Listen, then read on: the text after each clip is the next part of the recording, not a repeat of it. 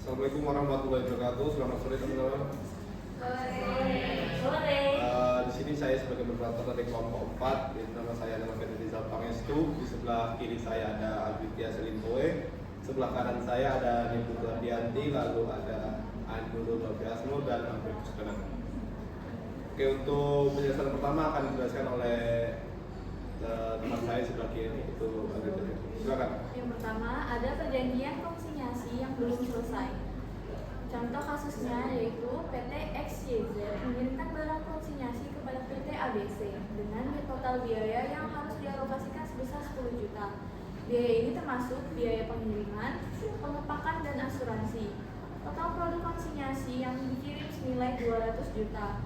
Namun pada akhir periode hanya 120 juta yang terjual. Maka pengalokasian biaya konsinyasi dilakukan secara proporsional untuk barang yang terjual dan belum terjual. Langkah pengalokasiannya, yang pertama, total biaya konsinyasi 10 juta, nilai barang terjual 120 juta, nilai barang belum terjual 80 juta. Untuk hitungan alokasi biayanya, untuk barang terjual 10 juta dikali 120 juta dibagi 200 juta, hasilnya 6 juta. Dan untuk barang belum terjual 10 juta dikali 80 juta dibagi 200 juta, hasilnya 4 juta. Dan untuk barang terjual, biaya 6 juta akan diakui dalam HPP saat barang tersebut terjual dengan jurnal debit HPP konsinyasi 6 juta dan kredit biaya konsinyasi 6 juta. Barang yang belum terjual, biayanya 4 juta. Untuk barang yang belum terjual dicatat sebagai konsinyasi yang ditangguhkan sehingga barang tersebut terjual di periode berikutnya. Jurnalnya, debit biaya konsinyasi ditangguhkan 4 juta dan kredit biaya konsinyasi 4 juta. Dengan cara ini, PT XYZ memastikan bahwa biaya konsinyasi dialokasikan secara proporsional ke seluruh produk, baik yang sudah terjual maupun yang belum. Oke, dilanjut dengan barang konsinyasi yang dikembalikan. Untuk yang pertama, biaya yang berhubungan dengan dibebankan pada pendapatan periode yang bersangkutan khusus. Contoh, PT XYZ mengirimkan barang konsinyasi senilai 20 juta ke toko ABC pada Februari 2023. Untuk mengirim barang tersebut, PT XYZ mengeluarkan biaya transportasi sebesar Rp300.000. Biaya ini tidak akan diaplikasikan sebagai bagian dari harga pokok persediaan, tetapi akan dibebankan pada pendapatan bulan Februari 2023. Jurnal pencatatannya, debit beban transportasi sebesar Rp300.000, kemudian kredit kas sebesar Rp300.000. Untuk penjelasan, biaya transportasi ini langsung dibebankan kepada pendapatan periode bulan Februari 2023 sebagai beban karena tidak memiliki manfaat di masa depan. Kemudian untuk kedua, itu biaya yang terjadi tidak dikapitalisasi sebagai bagian dalam pokok barang yang dikembalikan atau tidak perlu ditangguhkan bebannya, Contoh kasus, PT ABC mengirimkan barang konsinyasi berupa elektronik senilai Rp50 juta ke toko DEF selama masa penjualan. PT ABC mengeluarkan biaya iklan sebesar Rp1 juta untuk membantu pemasaran barang tersebut. Biaya iklan ini dibebankan langsung pada periode pendapatan karena tidak akan menjadi bagian dari harga pokok barang yang dikembalikan jika barang tidak laku.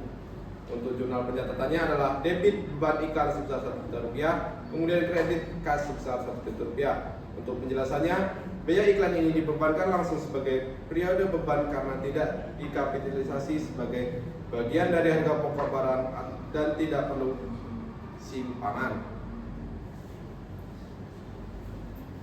Yang berikutnya, barang konsinyasi yang dikembalikan. Ketiga, jika barang rusak, penurunan nilai harus diakui sebagai kerugian dan jika perlu diperbaikan harus diakui sebagai biaya periode tersebut. Untuk kasusnya, PT MNO mengirimkan barang konsinyasi berupa pakaian senilai 30 juta ke toko GHI. Selama periode penjualan, beberapa barang mengalami kerusakan dan nilai barang tersebut turun sebesar 2 juta. Selain itu, PT MNO juga mengeluarkan biaya perbaikan sebesar 500.000 untuk memperbaiki barang yang rusak agar bisa dijual kembali.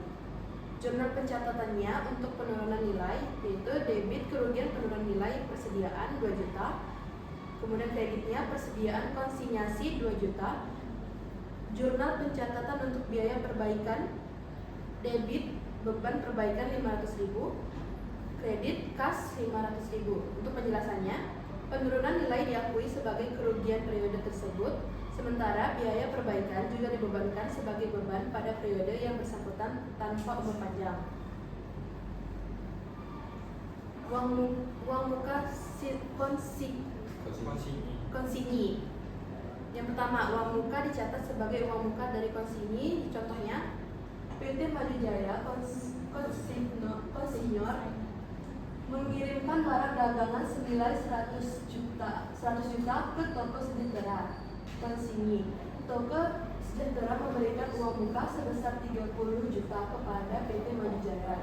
Dalam pembukaan PT Maju Jaya, transaksi ini akan dicatat sebagai berikut, yaitu debit kas atau bank 30 juta, kredit uang muka dari toko sejahtera 30 juta. Untuk penjelasannya, uang muka yang diterima dari konsinyi toko sejahtera merupakan piutang yang belum menjadi pendapatan. Oleh karena itu dicatat dalam akun terpisah, yaitu uang muka dari konsinyi. Selanjutnya masih dengan uang muka konsinyi, namun tidak boleh dikreditkan pada rekening barang konsinyasi. Di mana pada kelompok kami, contoh kasusnya adalah melanjutkan contoh sebelumnya. Anggap saja toko sejahtera telah menjual barang dagangan dari PT Maju Jaya senilai 50 juta. Meskipun barang telah terjual, PT Maju Jaya tidak boleh langsung mengkredit rekening barang konsinyasi sebesar 50 juta. Penjelasannya, rekening barang konsinyasi hanya digunakan untuk mencatat nilai barang yang dikirimkan ke konsinyi. Penjualan barang tidak mengurangi nilai barang konsinyasi, melainkan akan menghasilkan piutang atau kas bagi konsinyur. Jadi untuk pencatatannya adalah piutang pada penjualan sebesar 50 juta. Next. Selanjutnya masih dengan uang muka konsinyi, namun harus disajikan sebagai hutang di dalam neraca sampai dengan perhitungan penyelesaian atas barang yang laku dijual dibuat oleh konsinyi yang bersangkutan. Untuk contoh kasusnya, yaitu misalkan PT Maju Jaya belum menerima laporan penjualan lengkap dari toko sejahtera. Dalam hal ini, uang muka sebesar 30 juta yang telah diterima masih dianggap menjadi hutang oleh PT Maju Jaya. Penyajian dalam neraca PT Maju Jaya uang muka 30 juta akan disajikan sebagai bagian dari hutang lancar dengan label uang muka dari konsinyi. Penjelasannya, uang muka ini dianggap sebagai hutang karena PT Maju Jaya belum mengetahui secara pasti berapa bagian dari uang muka tersebut yang merupakan pendapatan dan berapa bagian yang harus dikembalikan pada konsinyi setelah semua perhitungan selesai.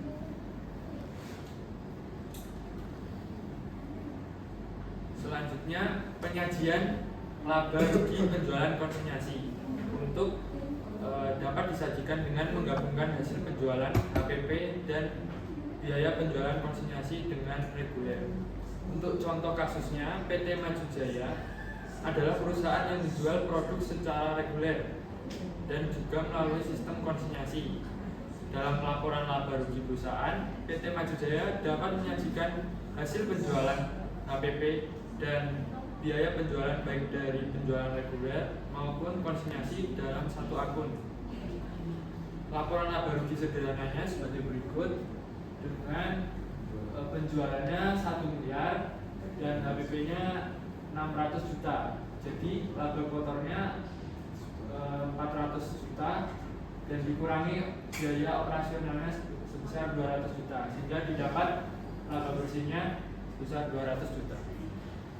Selanjutnya itu masih penyajian laba rugi penjualan konsinyasi, yang dimana contoh kasusnya itu apabila transaksi konsinyasi merupakan bagian penting dalam kegiatan distribusinya, maka dapat dicatat secara terpisah dan sejajar dengan penjualan reguler.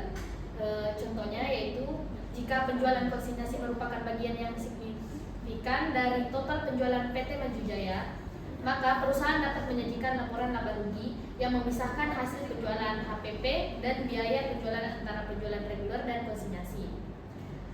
Berikut adalah laporan laba rugi dengan pemisahan, di mana penjualan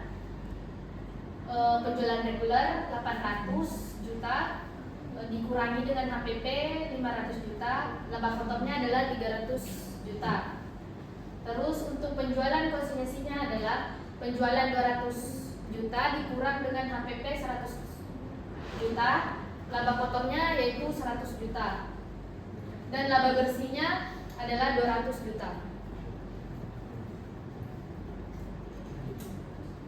Didapat dari 300 juta dikurang 100 juta. Yang ketiga yaitu dapat disajikan sejumlah laba rugi tanpa menyajikan hasil penjualan dan HPP, dan pada umumnya laba rugi konsinyasi dikurang lebih dari laba kotor penjualan reguler. Contohnya yaitu dalam beberapa kasus perusahaan hanya ingin menyajikan laba atau rugi bersih dari kegiatan konsinyasi tanpa harus merincikan seluruh transaksi. Contoh laporan laba rugi konsinyasinya yaitu laba kotor konsinyasi 100 juta dikurang dengan biaya operasional konsinyasi sebesar 50 juta, dan laba bersih konsinyasinya adalah 50 juta. Demikian presentasi dari kelompok kami. Untuk kurang lebihnya kami mohon maaf. Terima kasih, selamat sore. Selamat sore.